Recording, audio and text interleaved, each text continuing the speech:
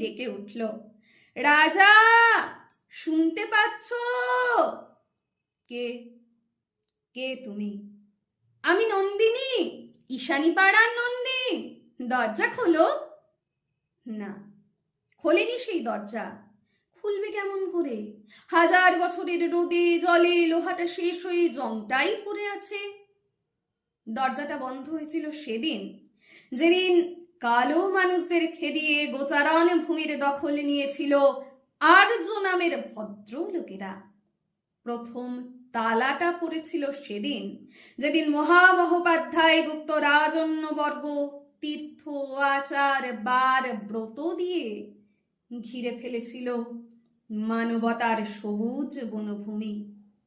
মনোভূমি সেদিন থেকে হলো বন্ধা। সেদিন থেকে খোদাই করদের পাশে নিয়ে জালের এপার থেকে নন্দিনী ডেকেই চলেছে, রাজা